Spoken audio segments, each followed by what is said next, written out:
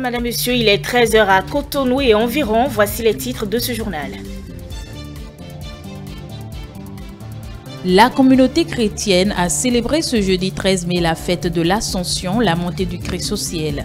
Moment d'intense prière d'adoration. Nous vous ferons vivre dans cette édition l'ambiance de la messe qui a prévalu à la paroisse Saint-Martin d'Akpakpa à Cotonou.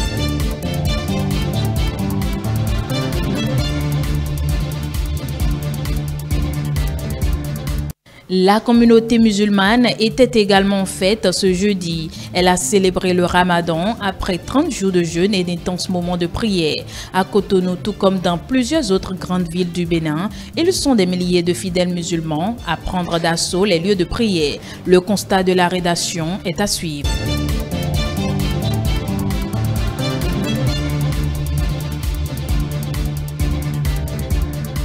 En Égypte, une usine s'emploie dans le recyclage des bouteilles en plastique et ceci pour la sauvegarde du cadre de vie. Elle contribue ainsi à une meilleure gestion des déchets afin de lutter efficacement contre la pollution environnementale.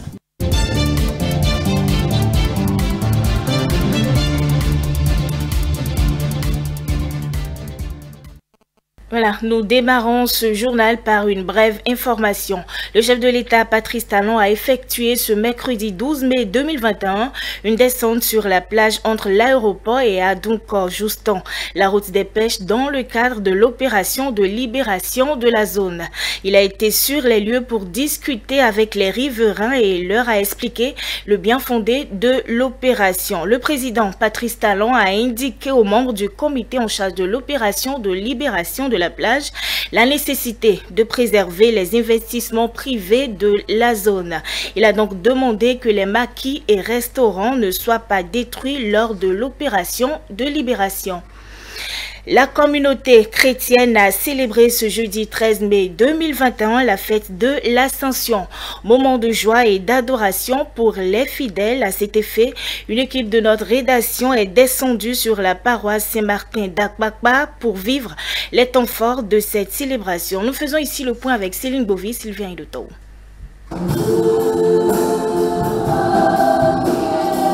Paroisse Saint-Martin d'Akpakpa. Une journée particulière ce jeudi 13 mai 2021. Elle marque la célébration de la fête de l'Ascension. Nous vivons cette fête dans l'espérance de rejoindre notre Seigneur un jour. C'est ce que lui-même a dit. Je pars vous préparer une place auprès du Père. Et quand je l'aurai fait, je reviendrai vous chercher afin que vous soyez avec moi là où je suis. L'Ascension est une fête chrétienne célébrée le 40e jour après la fête de Pâques. Elle marque la dernière rencontre de Jésus-Christ avec ses disciples après sa résurrection et son élévation au ciel. Nous avons simplement à demeurer dans ce monde des messagers, les messagers de la bonne nouvelle que Jésus nous a confiée. Aller dans le monde entier, de toutes les nations, faites des disciples. Annoncer la bonne nouvelle à toute la création, sans distinction, et les hommes et tous les êtres vivants. La fête de l'Ascension exprime un nouveau mode de présence du Christ qui n'est plus visible dans le monde terrestre, mais demeure présent dans les sacrements. Je suis venue aujourd'hui pour commémorer cette fête parce que Jésus est tout pour moi. Sans lui, je ne peux rien. Les grâces que remporte cette sainte messe, Jésus m'a déjà rempli de ses grâces. C'est pour cela que je suis venu ici, pour l'adorer spécialement aujourd'hui. Nous avons deux attentes. Si ça va pour nous envoyer l'Esprit Saint, puis le second, c'est de nous préparer une place près du Père où un jour nous jouirons de cette place aussi. Après la messe, les fidèles catholiques de la paroisse Saint-Martin d'Akpakpa sont repartis chez eux tout heureux en attendant de poursuivre les festivités. La communauté musulmane était également en fête ce jeudi. Elle a célébré le Ramadan, encore appelé l'Aïd el-Fitr. À cet effet, le préfet Jean-Claude Kodja et le maire de la commune de Dabo-Mekalavi, Angelo Arwandinou, ont assisté à la prière à la mosquée centrale de Godomé Togudo. Le point de leur descente avec Stélia Padounou dans cet élément. Jean-Claude Kodia et Angelo Arondino, respectivement, préfet du département de l'Atlantique et maire de la commune d'Abomey-Calavi, à la mosquée centrale de Godomé-Togoudou pour la grande prière de clôture du mois de Ramadan. Une manière pour ces autorités de rendre grâce à Allah pour ses bienfaits et communier avec leurs administrés. Nous sommes justement aux côtés des musulmans qui ont fini le mois de Ramadan. Ils ont passé un mois de sacrifice, un mois de jeûne, un mois de prière intense pour la paix, pour toute la nation. Il était normal qu'on soit avec eux pour célébrer la fête avec eux. Vous savez, le Bénin est un pays laïque où cohabitent toutes les religions. C'est ça qui justifie la paix que nous vivons dans notre pays. Et chacun est libre, le Bénin est un pays laïque, chacun est libre de pratiquer sa religion. Nous, en tant qu'autorité, nous sommes avec toutes les religions. L'imam de la mosquée centrale de Godomé-Togoudou a salué le choix porté sur son sanctuaire, occasion pour lui d'exhorter les fidèles musulmans à fêter dans la sobriété. Les autorités sont arrivées nous soutenir, on les rend grâce. On les rend grâce tellement qu'on est content d'eux et en plus toutes les délégations qui sont arrivées, que Dieu le Tout-Puissant, Allah, les donne la santé et beaucoup d'amour, beaucoup de richesse pour qu'ils puissent nous guider dans le pays. Inch'Allah, et que la paix règne. Si quelqu'un n'en a pas, l'autre n'a qu'à donner à l'autre. Et il faut qu'on s'entraide. L'Aïd el-Fitr de cette année coïncide avec la célébration de la fête de l'Ascension. Après la mosquée, cap a été mis sur une église catholique, histoire de démontrer combien ils tiennent aussi bien à la communauté musulmane que chrétienne. À Parakou, comme dans les autres villes du Bénin, les fidèles musulmans sont sortis massivement pour prendre part à la prière publique dans les différentes places Idi. À Dokbarou, le maire de Parakou s'est acquitté de son devoir religieux. On fait le point avec Léon Baton-Héros, Boris Arissou. Après un mois de jeûne musulman, les fidèles de l'islam prient pour rendre grâce à Allah. Sous la direction de l'imam Suleiman Ibrahim, les participants à cette grande prière ont formulé en communauté leurs intentions au Créateur. Le fidèle musulman, il jeûne et la récompense de ce jeûne-là, c'est Dieu seul qui sait comment rétribuer. Nous avons prié à la communauté musulmane et à la communauté tout entière. Que Dieu nous donne la santé, des années, que Dieu nous donne la santé et la paix, surtout la paix dans notre pays. Et que les autorités qui sont venues assister à cette prière, que Dieu leur donne la santé et qu'il leur donne la tâche facile pour pouvoir gérer le pays. En tant que musulman ou jeûneur, je suis satisfait que Dieu m'ait rendu la santé jusqu'à ce jour, jusqu'à ce moment où nous sommes venus accomplir ce devoir et profiter pour implorer Dieu de nous accorder la paix dans nos ménages et de nous ouvrir les portes du bonheur. Inoussa Chabizime, maire de Parakou et fidèle musulman aussi, a prié à la place Idi de Dokbarou dans le 3e arrondissement. Reconnaissance d'abord à Dieu. Il dévoile ensuite le contenu de ses vœux formulés. J'ai demandé la paix, l'unité, l'union des fils et filles de la ville de Parakou. Vous savez ce que nous avons traversé. J'ai imploré le Seigneur que cela ne nous arrive plus, que cela soit conjugué au passé et que à chaque fois nous puissions traverser ces moments-là comme des moments de joie. Il faudrait que nous puissions nous réconcilier entre nous. Avant tout, nous sommes des frères et après tout, nous allons toujours demeurer des frères. Après 30 jours de privation, la fête peut être un moment de relâchement et même de déviance au sein de la couche juvénile. Dans les mosquées, nous en avons parlé. Je crois qu'avec ça, les jeunes doivent pouvoir se comporter correctement. On peut manifester sa joie dans sa maison. Maintenant, comme dans la société, il y a un peu de tout, ce qui est clair. Les forces de l'ordre sont déjà averties, les mesures sont prises pour pouvoir réglementer tout. Après la fête marquant la rupture du jeûne du mois de Ramadan, un autre jeûne peut être accompli dans le nouveau mois lunaire, un jeûne recommandé mais pas obligatoire.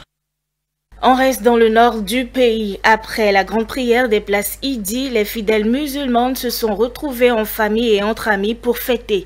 Mikaya Imoro et Boris Arissou ont fait un tour de ville pour interroger quelques-uns. Voici leur constat dans cet élément présenté par Léon Baton-Héros. La prière des places Idi laisse place à la réjouissance dans les ménages ou dans certains endroits publics. Nous fêtons après 30 jours de jeûne, donc nous devons manifester notre joie. Chaque année, en cette occasion, nous nous retrouvons en famille. Nous invitons aussi nos parents, amis et voisins. Quand tu vis bien, vis avec les personnes de ton entourage et souhaite-leur du bien. Les femmes sont occupées à satisfaire les membres du ménage ou les invités. Certains remercient le ciel pour la grâce d'être en bonne santé et pour avoir pu prier en public cette année. L'année passée, ils ont dit qu'il y a coronavirus par rapport et la prière n'est pas oubliée. Voilà, cette année, tout est parti parfait. C'est une fierté pour nous. Aujourd'hui, parmi nous, il y a certains qui sont partis, ils ne sont pas avec nous. Et le Dieu les a appelés, ils sont partis. Il y a ceux qui sont à l'hôpital, ainsi de suite. Aujourd'hui, nous qui sommes vivants aujourd'hui, c'est une fierté pour nous, pour remercier Allah, le Tout-Puissant de Dieu, pour le remercier beaucoup. Pour la fête du Ramadan, on a fait les 30 jours de carême et nous remercions Allah, nous remercions Dieu et nous remercions nos responsables de haut niveau, y compris les responsables, les premières autorités de ville de Parakou. Donc nous les remercions beaucoup au sujet de toutes les responsabilités qu'ils ont pu prendre à Parakou dans l'événement qui s'est passé le 11 avril. La fête, oui, mais avec des comportements modérés. Au niveau des parcs routiers, de sensibiliser et aider pour que tout se passe bien, pour qu'il n'y ait pas les cas de la fête, la mort. Parce qu'on a prié, les imams ont prié ce jour-là. Maintenant, on attend que Dieu exauce.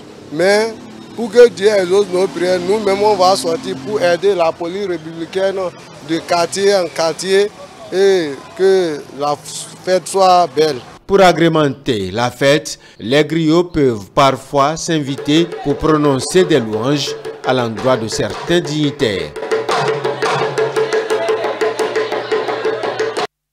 À Cotonou également, plusieurs fidèles musulmans se sont retrouvés entre amis et familles après les prières sur les places Idi pour fêter le Ramadan. Mathieu Boko et Prudence Koussouran ont fait une intrusion dans quelques familles. Voici.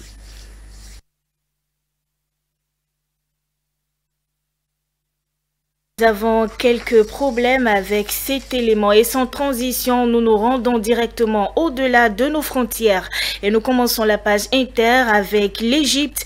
La gestion des déchets plastiques est devenue un défi mondial.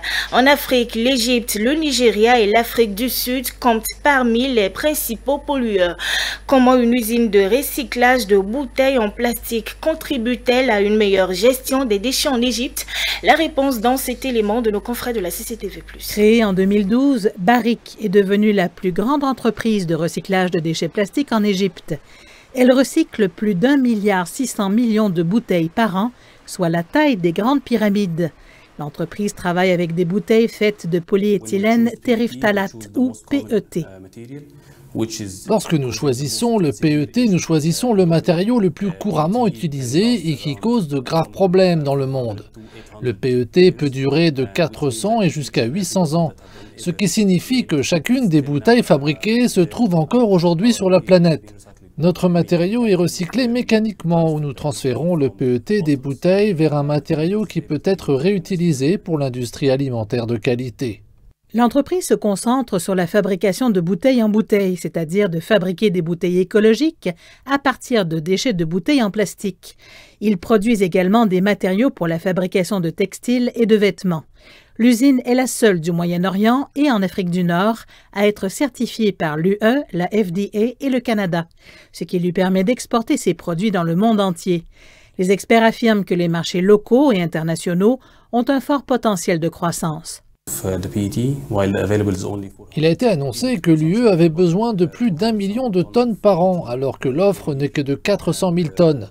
La consommation égyptienne de PET est supérieure à 200 000 tonnes par an, et nous ne pouvons couvrir que 10% des besoins de ce marché.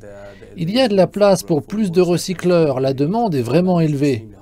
Mais le principal défi a été de trouver suffisamment de déchets pour répondre à la demande. Les sources égyptiennes proviennent du secteur informel, où les matériaux sont récoltés dans les foyers avant d'être séparés, puis vendus aux usines de recyclage. Le système n'est pas aussi efficace et provoque des fuites dans l'océan et cause de nombreux problèmes environnementaux. Malheureusement, le taux de collecte n'est pas très élevé en Égypte et nous devons donc importer du matériel de l'extérieur. Les experts souhaitent voir plus d'installations de recyclage construites dans le pays, ce qui signifiera moins de déchets plastiques et moins de dégâts à l'environnement. Et puis, la Chine a célébré la 13e journée nationale de la prévention et de la réduction des désastres. Cette journée a été instituée en hommage au tremblement de terre de Wenchuan en 2008 pour proposer des réponses à apporter en cas de catastrophes comme les séismes, les inondations et les incendies. Zhu Fuhua est le chef du bureau de contrôle et de prévention des incendies au sein du département d'urgence du Sichuan. Il a combattu les incendies et les feux de forêt durant toute sa carrière et désormais il reçoit de l'aide. Il s'agit d'un système développé par Huawei. Il utilise un capteur thermique et infrarouge à base satellitaire pour montrer tous les points chauds potentiels. Et si vous voulez les voir pour vérifier s'il y a véritablement un incendie, ici se trouvent les photos de vos yeux dans le ciel, les caméras de contrôle sur les autoroutes, les stations essence et les tours de signaux. Tout cela est lié à notre système. En mars 2020, un feu de forêt dans la préfecture de Liangshan, dans le sud-ouest du Sichuan, a tué 19 personnes. Une année plus tôt, 31 personnes sont décédées dans un incendie déclenché par un éclair dans la même région. Les chaînes de montagnes dans le Sichuan, une province dans les terres, souffrent de la sécheresse, en particulier de novembre à mai. Cela signifie qu'elles sont recouvertes de plantes adaptées aux conditions arides, comme les pins, dont les épines contiennent un niveau élevé d'huile en comparaison des autres plantes. Et cela rend l'habitat montagneux ici plus inflammable. Le système n'a été mis en place qu'en début d'année et il se montre déjà très utile. Nous n'avons eu que 23 incendies depuis janvier, ce qui est une baisse de 53% en comparaison de la même période l'année passée, et 0 victime. Ce qui est un coup de pouce pour nous tous qui travaillons contre la montre pour éviter que des tragédies ne se répètent. Le système de surveillance est aussi présent sous la forme d'applications pour téléphone mobile. Zhu et ses collègues peuvent contrôler les points à risque, les photos de drones et même contacter des gardes forestiers voisins pour éviter tout incendie éventuel de se produire. Madame, Monsieur, c'est la fin du 13h02 ce vendredi 14 mai 2021. Merci de nous avoir suivis. Retrouvez-nous sur nos différentes plateformes digitales www.etelebena.com. Sur Facebook et YouTube, c'est etelebena tout simplement. Bonne fin de semaine à tous.